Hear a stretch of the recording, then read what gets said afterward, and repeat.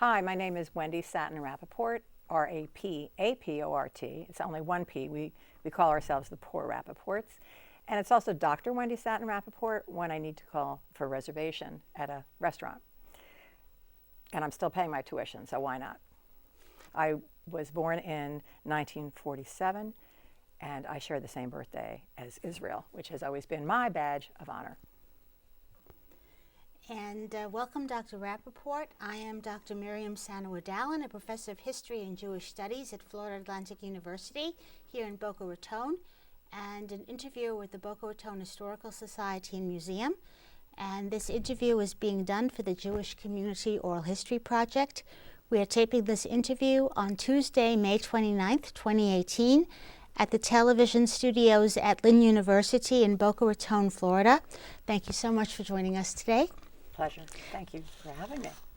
Dr. Rapaport, let's start with your professional background. You are a clinical psychologist and a therapist in private practice in Boca Raton since 1988. Is that correct?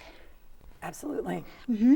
With a specialty in diabetes education and dealing with chronic illnesses. And among your many professional activities, you have been for many years an assistant professor of medicine at the University of Miami Medical School in the Diabetes Research Institute. You're also a professor at the Graduate School of Social Work at the University of Maine, where you spend the summers with your husband. And you are, as we understand it, a real native South Floridian. You were born and grew up in Miami Beach. And except for 1 year in Washington, D.C., you got all of your education in South Florida. Is that correct? Exactly. Tell us a little bit about where you were born and where you grew up and what that was like in Miami Beach. Well, I grew up as thinking that the Jews were a majority.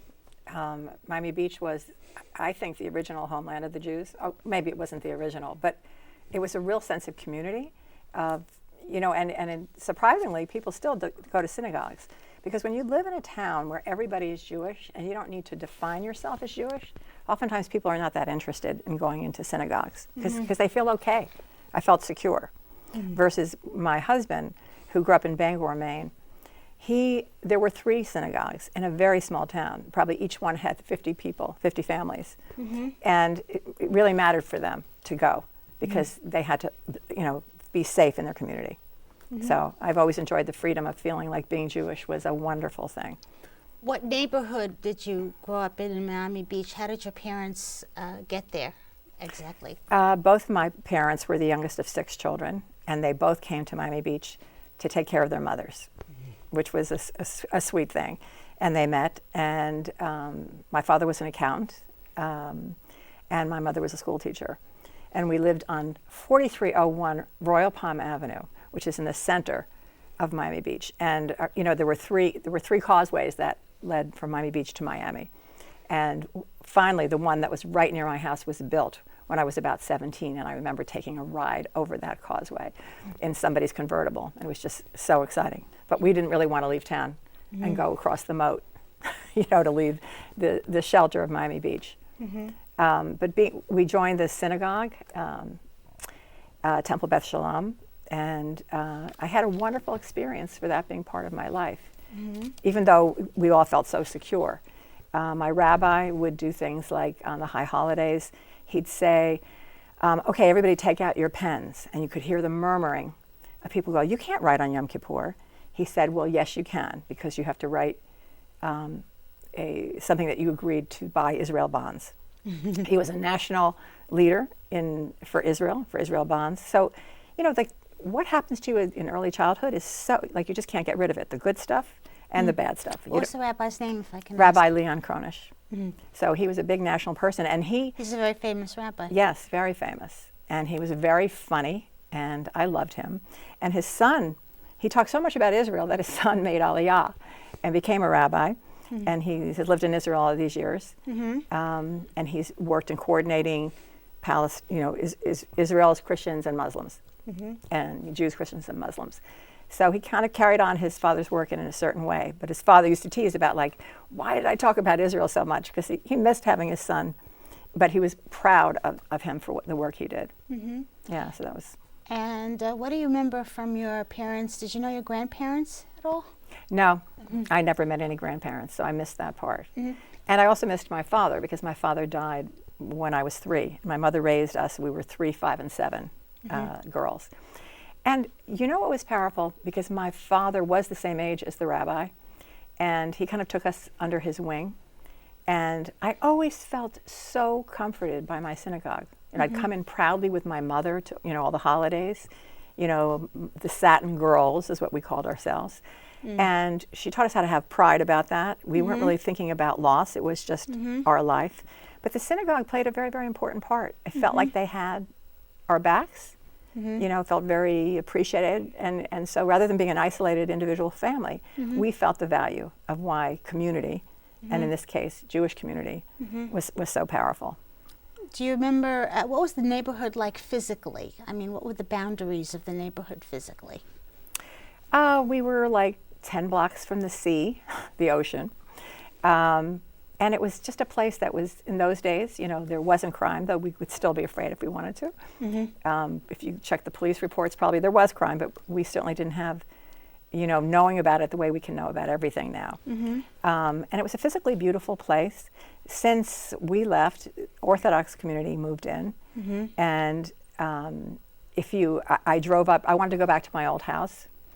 And I went there, I made a mistake. I went there on a Saturday and they didn't let me in because it was, I didn't really even think about, because I grew up as a liberal Jew, which was actually a brand, between Reform and Conservative. I don't even know if they have it that much now.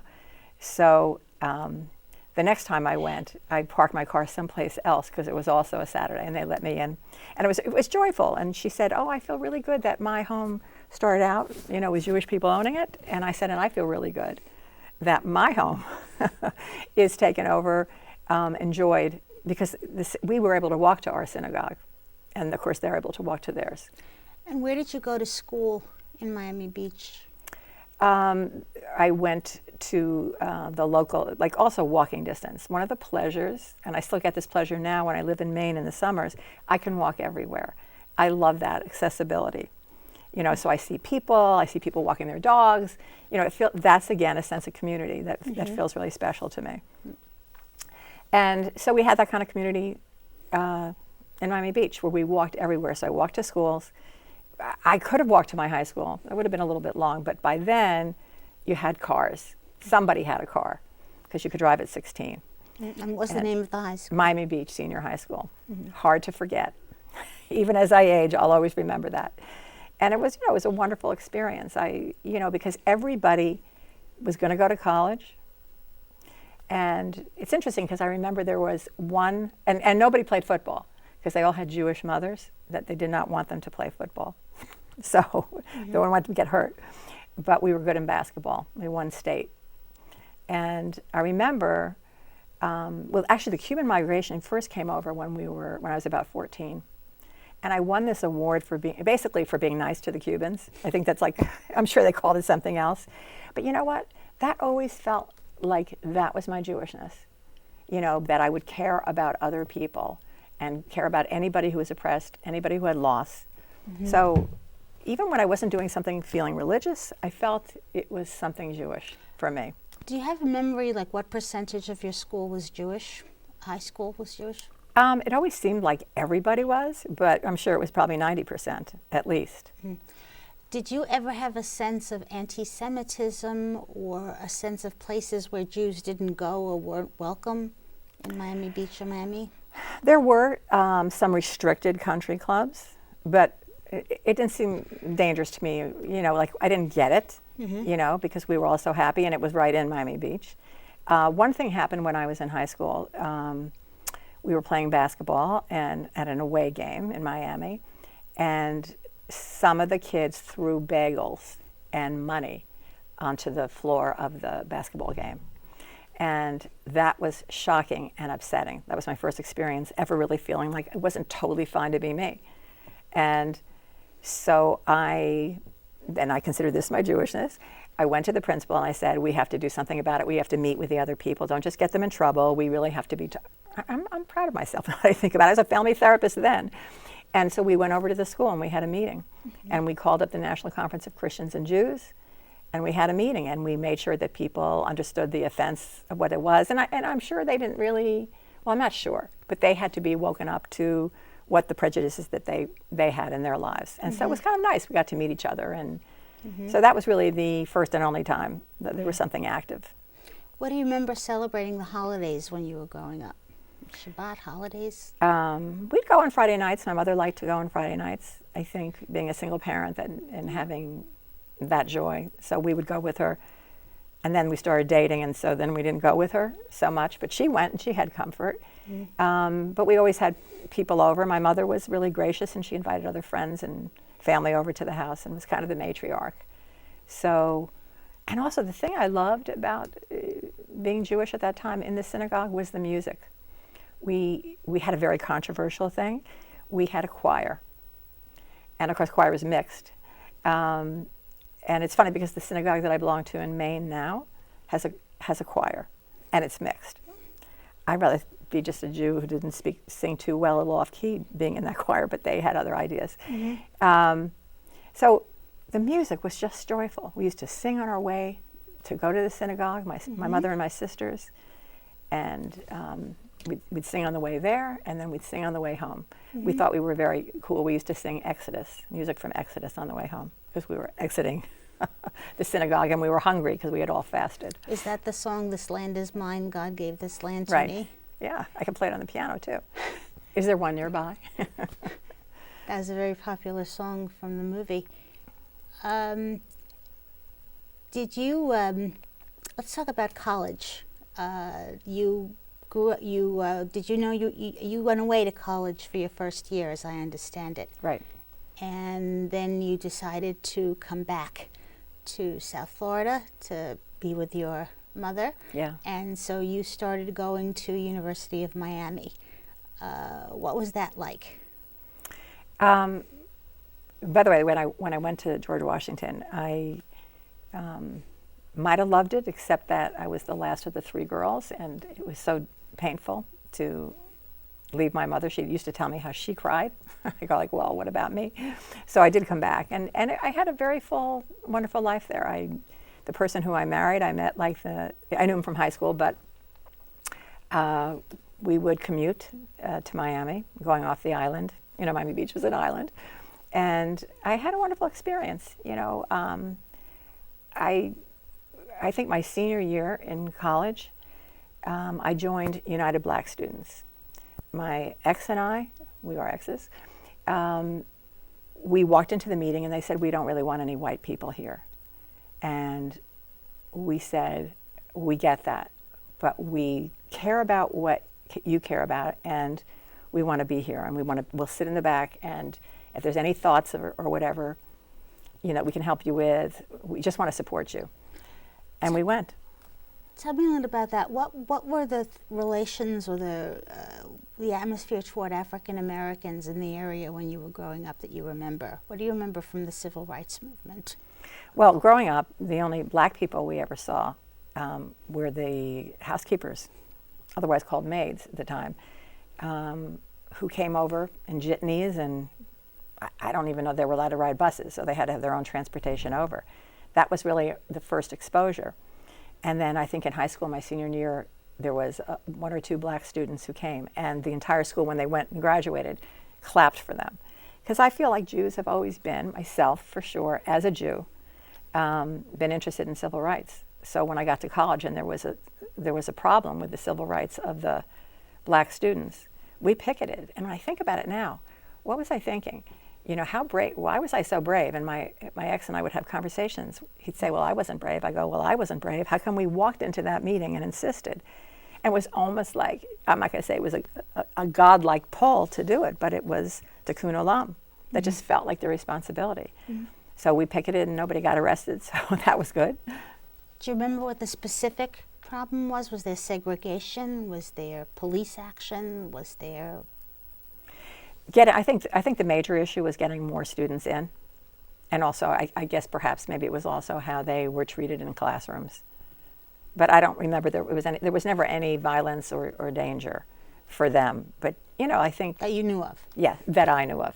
Because I think the racism that has always existed, that we're starting to re-examine now in society, has always existed. People, putting their, closing their pocketbooks when they walk by, taking another route when they walk by. I'm sure they must have experienced terrible things. So you graduated from University of Miami in 1969, and you were in college during the 6-Day War. Tell me about that. Well, actually, in the 6-Day War, everybody rallied. It was very disturbing. It was funny because I was thinking that I went to Israel after the 6-Day War, which I did for a year, but that was, many more years later.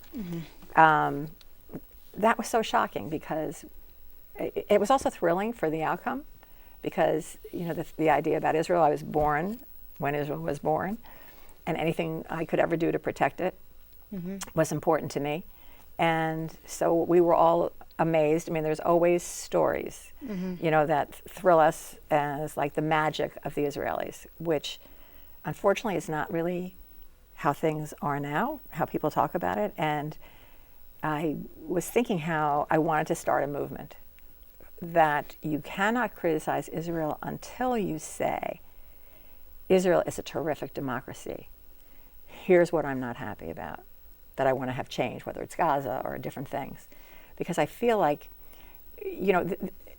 Israel, my country, right or wrong. That's what I grew up with. My country, right or wrong, but I want to criticize it. America, my country, right or wrong, but I want to criticize it. I feel like I can do it with both. But I remember growing up that the sense of a Jewish community and in your family was that you never talk badly about your family to anyone else. And I considered Israel my family. So now I appreciate that's kind of a naive, unintellectual point of view that I really don't want to give up. But if we all have to give it up and we have to give criticism, be it to Israel or America, I know this is not the question you asked me, but it's something that I feel important about, strongly about.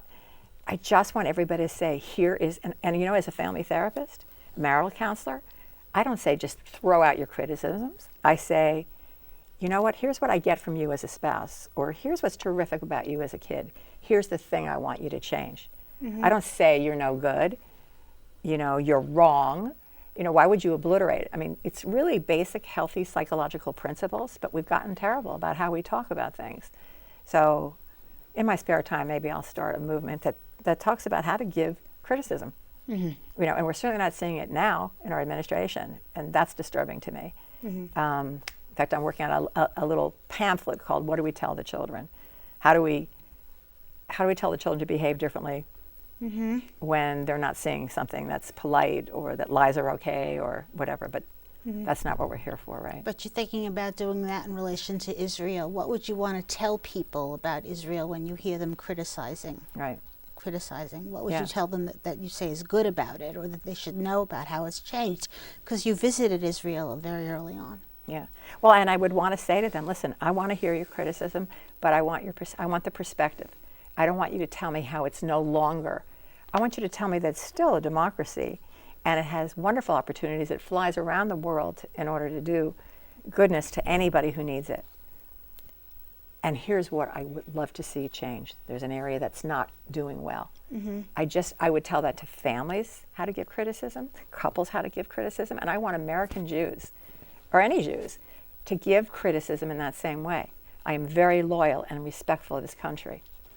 Here's what I'd like to see changed. It's sound principles, because when I love when they capture like the Jewish person who has now put down Israel. Like, oh, you're no longer loyal? Your mother does this wrong, so you're going to abandon her? I mean, to me, it's family. It's family. Let me ask again about the 6-Day War, which was a turning point, really, in American Jewish life. You had the 3 weeks, or the 3 or 4 weeks before the war, when everybody thought Israel was going to be destroyed. And then you had June 6th, and like overnight, there was this miraculous victory. What do you remember of the period before the war, and then what I've heard it described as this miraculous deliverance? Right. And I guess another question I would want to ask is, how do you remember getting your news about what was going on? Give the details for our listeners today. In the old days. Before there was an internet or the iPhone, how did you get your news about what was happening in 1967? That's funny. There was a TV, and it had 3 stations only. And we had total respect for the news because the news wasn't opinions. The news was the news.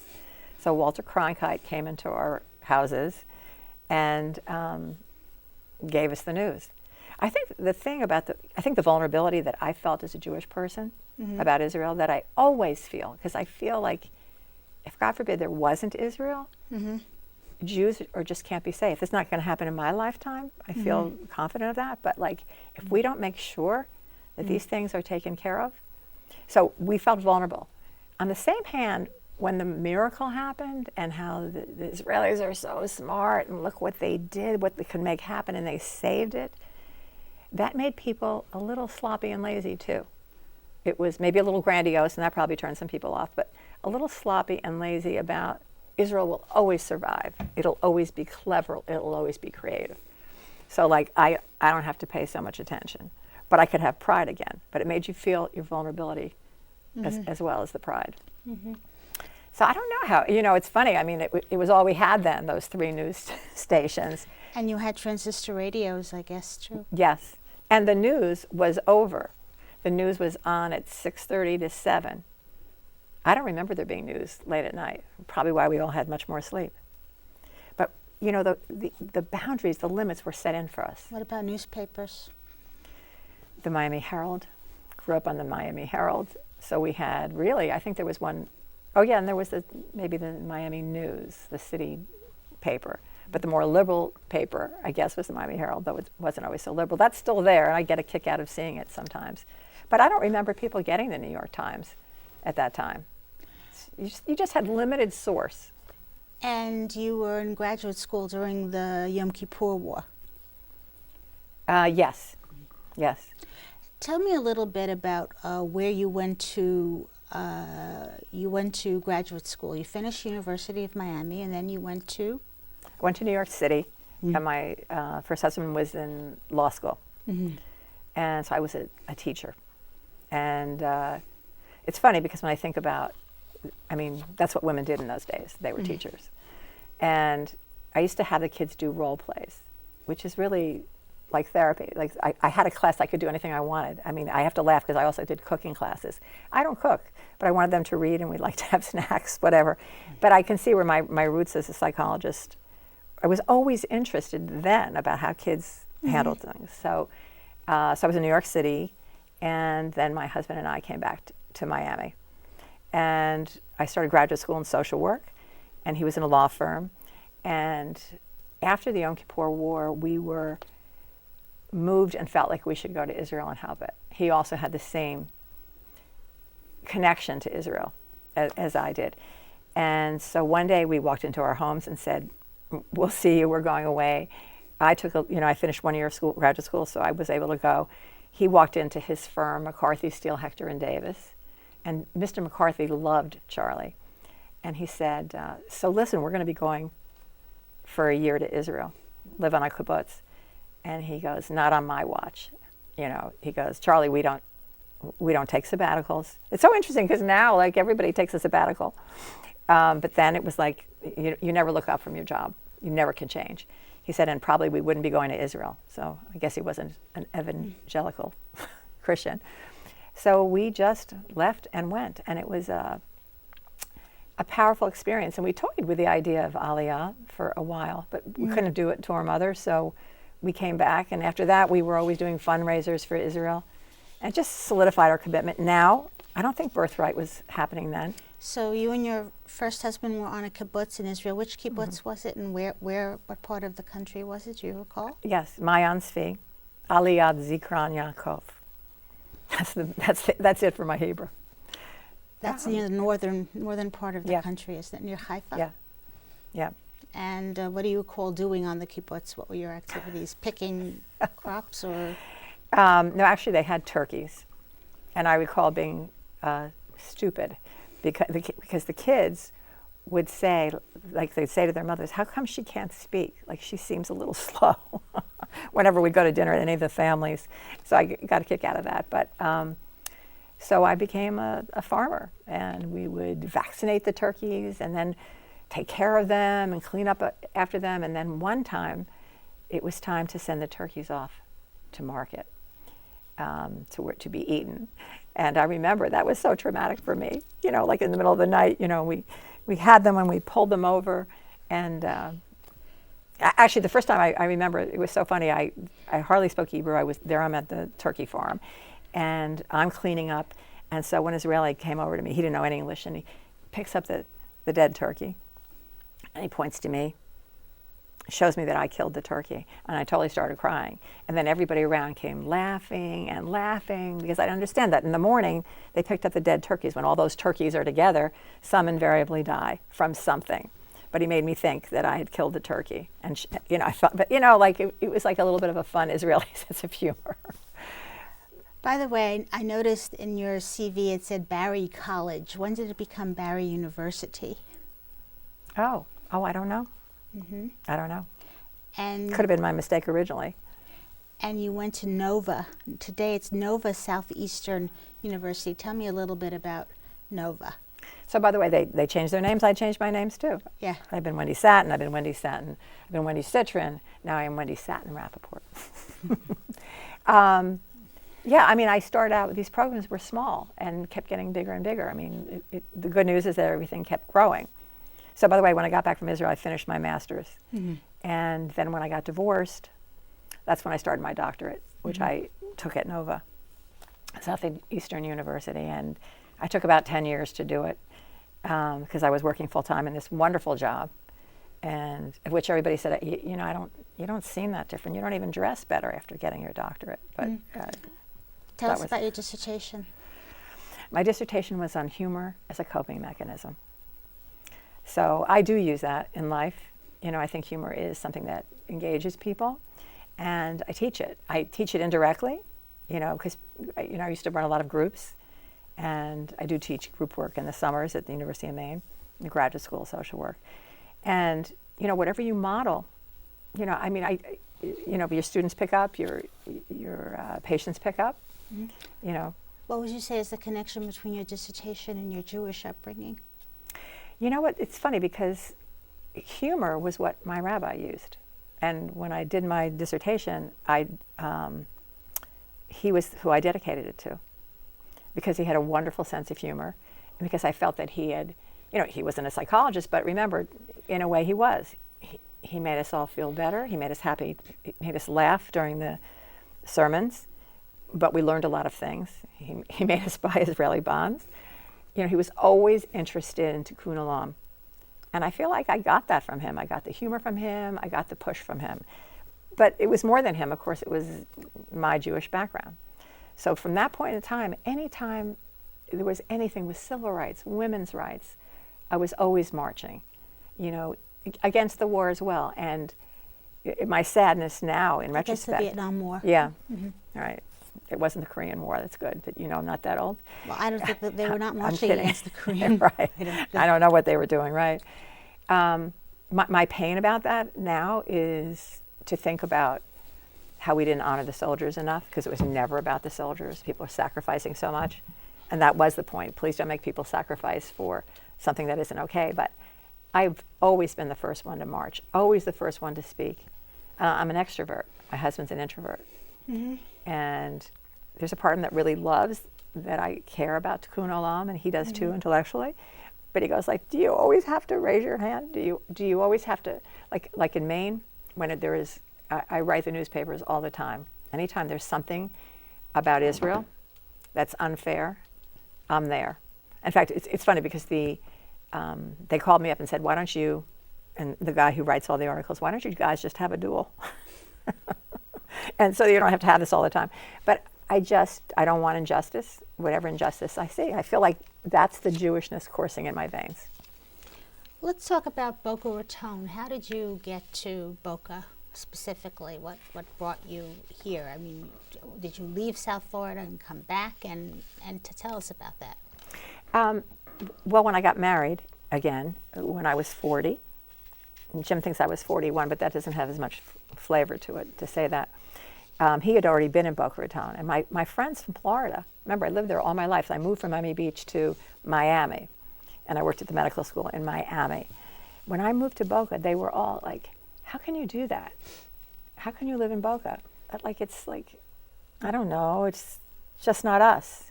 I remember that feeling with Trader. I guess one of the questions I wanted to ask is, when you were growing up in Miami Beach, do you remember hearing about Boca Raton or Palm Beach at all, or Palm Beach County at all? What was your impression of it, or did it register at all? I don't think I felt aware in any way, certainly growing up. Though at some point I remember thinking that there were Palm Beach Jews and who were so wealthy. That's all I remember knowing about them. Mm. Though the truth was that people were quite philanthropic, always. But we were just this contained island, and I don't remember thinking about people off the island in that way. So what year did you settle in Boca Raton, and what made you decide to live there? If you had this impression of it as not being a place for Jewish people, I guess, which is a big question. Yeah, well, my husband was already here. He lived in Maine. He was widowed, and he came in the winters, snowbirds, to Boca. He settled here. Not me. Look, I'm still denying it. I'm still defying it, because in some ways it felt disloyal. And so I became a snowbird at 40, which was really a different thing, which meant that I lived half the year here, or 7 months here and 5 months up north. And so I never really got into the community of Boca Raton, partly from the resistance from like growing up, and partly from moving around. Mm-hmm. For a long time I didn't have a sense of appreciating it, and then I did. So do you remember what year you first came to Boca? Was it 88 or 90? 1990. 1990. And you lived in, what development did you live in when you first came? The same one I'm in now, Boca West. Boca West. What was Boca West like, and when had it been built? I don't know the history of when it was built, but I know that when I got there, being 40, I was so young. It's such a nice feeling in a way. Now I am not the youngest anymore. This is I hate to give that up. But it's a community that I have seen, Boca West itself, become a community that has a lot of philanthropy in it. They really make sure that Hadassah and all the things, and the things for children, they raise money, they do lots of things. So I love that. That's something that maybe a synagogue would do. And what's interesting is I actually belong to 2 synagogues in Maine and none here. And partly because I do the Jewish holidays. And then I was thinking about, well, how did I connect with Judaism here? The way I've connected with it has been through Federation. So I used to, go to things, Lion of Judah, did anything with Federation. Anytime there was a Federation had a meeting, if there was a problem with Israel, everybody came, so doing that kind of thing. So, but not a synagogue. And I think that's a loss, because synagogues give you community. But I already have a community, I guess. I have a psychology community. I don't really consider Boca West so much my community, though I see that people do, and they love it. It's really their home, mm-hmm. and it's a home within a home. And it has, to me, a Jewish flavor as well. Mm-hmm. What do you remember when you first came to Boca? What was your first impression of it in 1990? What was your impression of it in terms of the people and your impression of it physically? And how has it changed over time that you recall? Well, I grew up in a beautiful community in Miami Beach, and I felt like Boca Raton was also a beautiful community, kind of like Miami Beach was.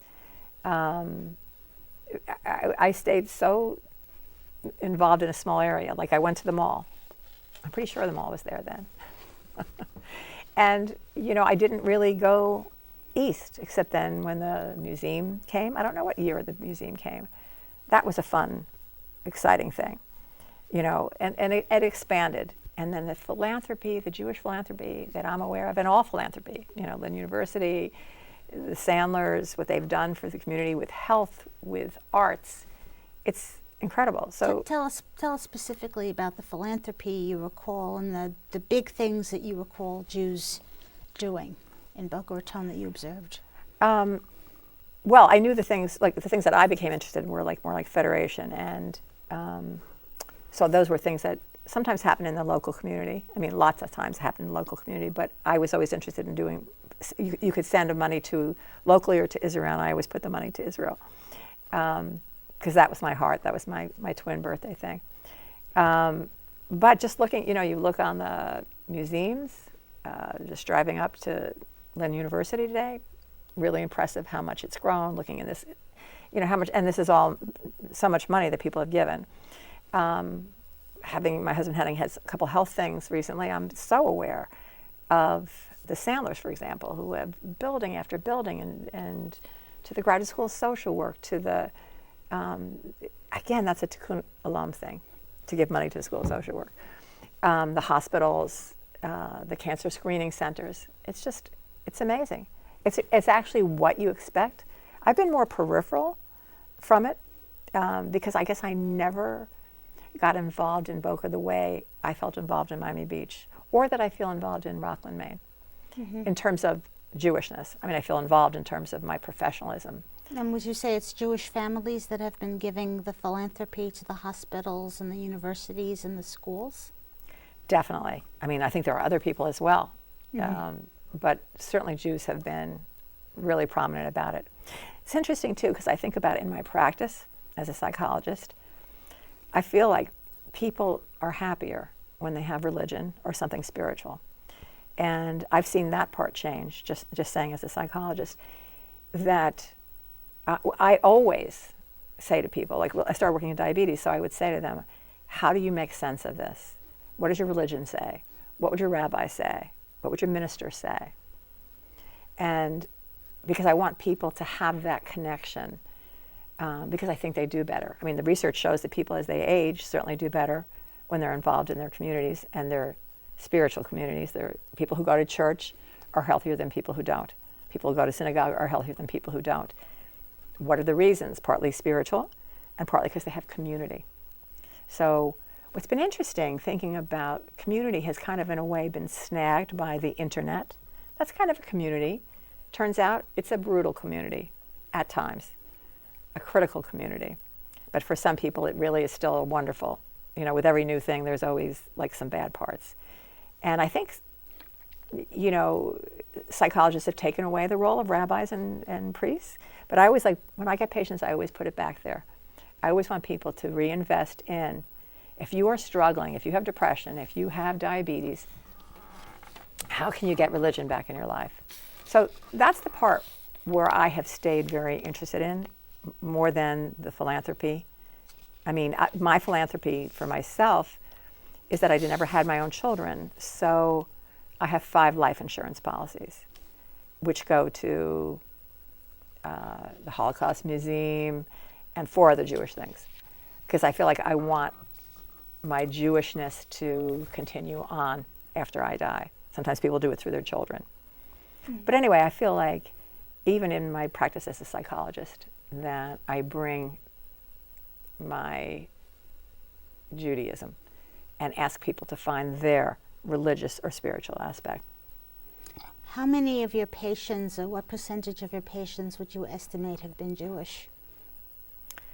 I'd say 60 to 70%. And are there any particular issues? I know you deal mostly with people who have chronic illness or diabetes, but you've dealt with other issues as well. Have you noticed any major issues, family issues, or you do marriage counseling as well, I think you mentioned, issues that the community has, that people in the community have been struggling with, and how that's changed over time? Are there things that people used to have trouble with that they don't anymore, or things that they're having trouble with now that they didn't before? Interesting question, good question. I think, I've had, as I said, young people with diabetes, and they grow up and they're getting married. And so then people have to cope with, well, what is your partner's idea about having a chronic illness? Then I've seen the changes come to divorce. And now I look at people aging. Each one of those times, Judaism can come in because we have a need for community all the time for everything. So I think I've seen intermarriage. So then the kid is maybe 11, that the family's talking about it. And the father's saying, hey, I really like my kid to get bar mitzvah. And maybe they decide, so that they don't have to argue, that there's no religion in the house. So, people can make their choices, and I like to help them have free choice, of course, but I like them to have thoughtful free choice. So then it's a question of, Dad, why are you, if it matters to you, why are you not talking about it more? What would it mean to you, Mom, that, your daughter gets bat mitzvah because it matters to your husband? Mm-hmm. And by the way, what's so interesting is, in my synagogue up north, if you didn't have a Jewish mother, you're not considered Jewish. So you can't have a bat mitzvah unless you have a procedure. Not like a bris, but in a sense, a conversion type thing, whatever it's called. So I think that just even intermarriage, and that the assimilation was wonderful in a way, but assimilation doesn't mean do away with parts of yourself to me. It means, because I am always the first person, within 5 minutes somebody knows I'm Jewish, no matter where I am. Because I don't want anybody to say anything rude, in case they don't know I'm Jewish. Mm-hmm. And also I'm proud of it, because it's a really good part of me. I'm also a person, I'm a woman, I'm an older woman, I'm an American, I'm many things, but that's also part of it. So I teach a lot of assertiveness in a sense about, find that part of yourself. I don't want it to get, lost in people. So I think the changes have been the internet, have been how to handle hate speech for kids. They see things on TV, mm-hmm. Not the TV, on the internet. So those things have changed the practice, but in the end, it's still have strength to be who you are. I was actually trying to get a course together for my synagogue up north. But when you go off to college, you're going to separate from your parents, you're going to find your own values. Is that going to include you being Jewish? And what happens when you get to the campus and they start talking about the boycott and divest movement? How are you going to handle that and still remain friends with people, but just say, I hear you. That doesn't work for me. This is how I see it. So that you don't have to not speak to the person next to you. Those are skills that I want people to have strength, because that's also keeping your Judaism. And it's not like, okay, now Israel is bad, let's boycott it. No, there's other ways to make your point. So I want people to have the skills. So I always bring up religion, no matter what it is. And if they're Jewish, I particularly help people find, the tikkun olam part. It does sound like I'm orchestrating a movement here, but I want people to feel free, not afraid.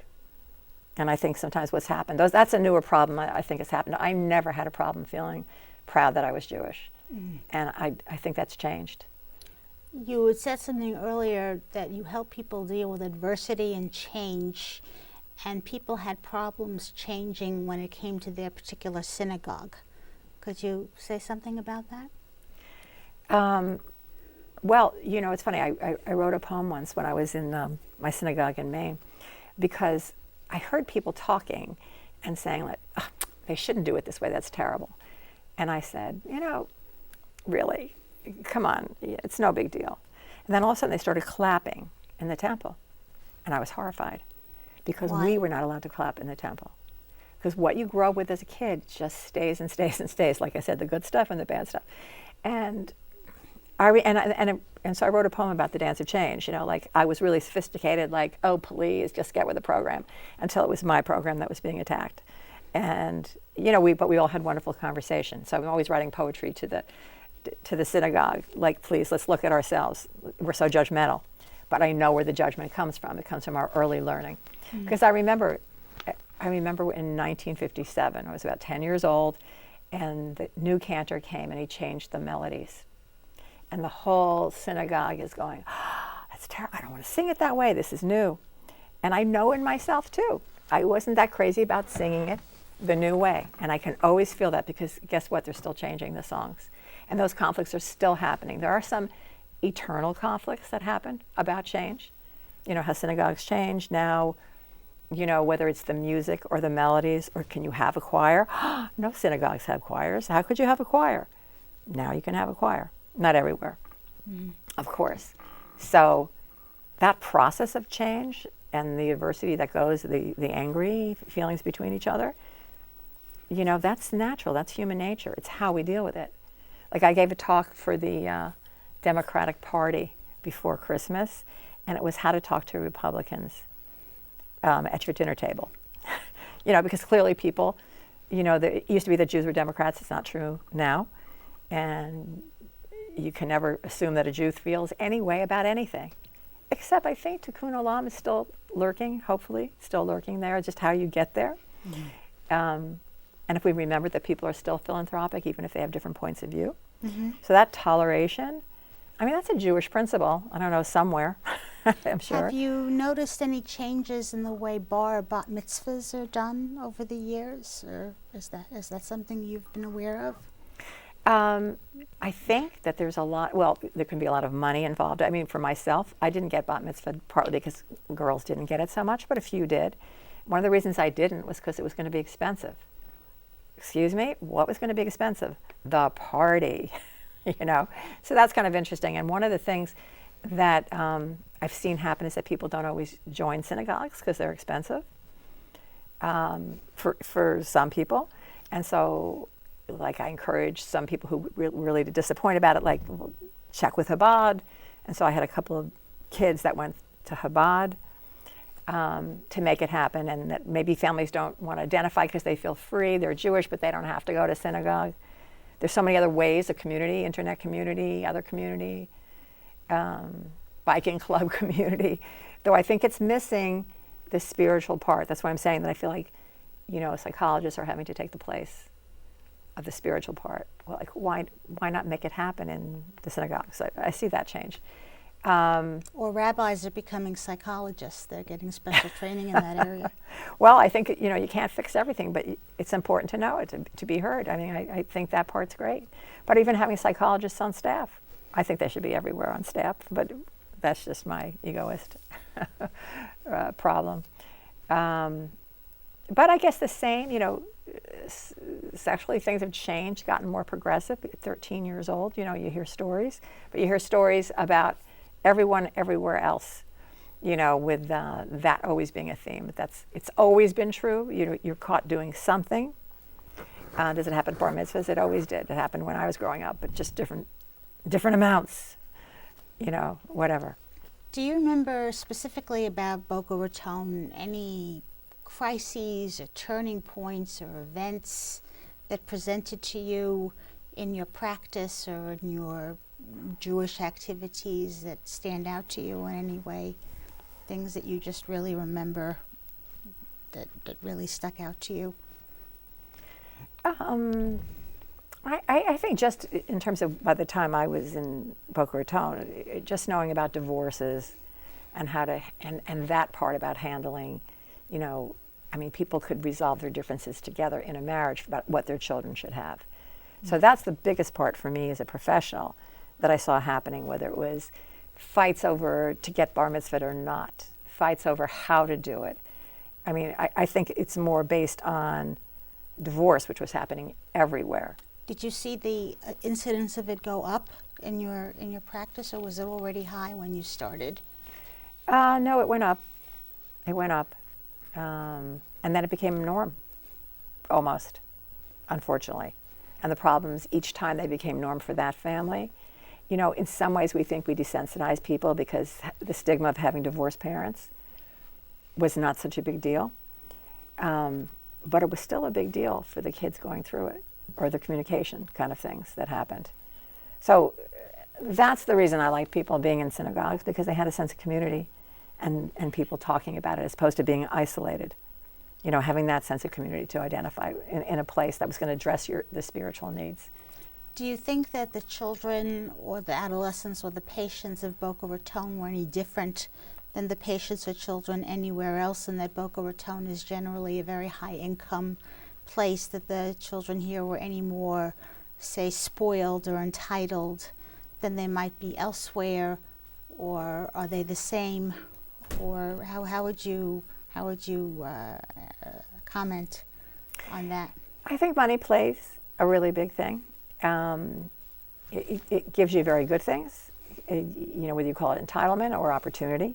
Depends on if you're prejudiced, in a sense. I mean, I grew up in that kind of community. I had less.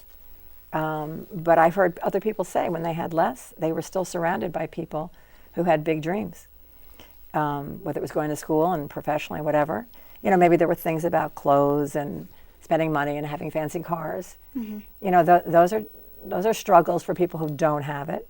I don't think money makes people any less of a good person if it's done right. It just creates opportunity.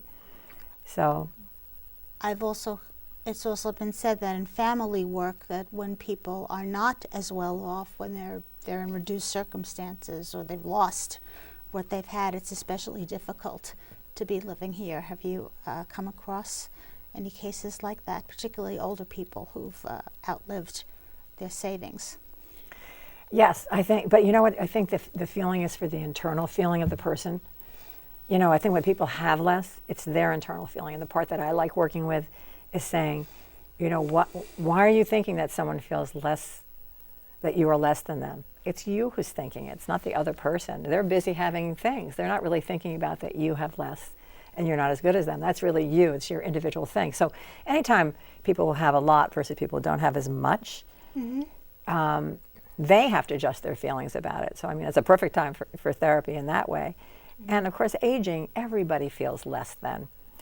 So that's another thing that I think I see my patients who are older now and then don't have enough money to, say, join a synagogue. Mm. They join the JCC and they can get it at different levels. So that's a sense of community, of Jewish community. So you're stimulated with ideas, because that seems like a Jewish thing. Of course, it's not only a Jewish thing. I know everybody else in their communities and their religions, strive for things. It's just a part that I identify that's where I'm getting it from. So being educated, being intelligent. And I have patients who haven't gone to college.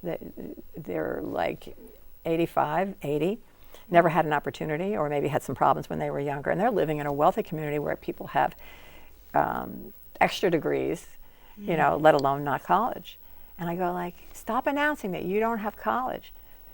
Keep reading, keep being smart. Why do you have to tell? It's not a secret. It's not it's your sense of yourself. Mm-hmm. So, I mean, yes, it brings a pressure, that I have seen, but the pressure is your interpretation, not the prejudice that you're actually receiving. And like I said, you get exposed to people who do lots of things. You try to figure out how I can do those things too, at a more budget-like thing. If it's traveling, whatever it is, there's a way to do it too. Is there anything else you would want to say about how your Jewish background has affected your work, or how you've seen Jewish life in Boca Raton change over the years before we conclude today? I would just say that Jewish life has affected my work, that I've missed in some way intensifying myself into the community.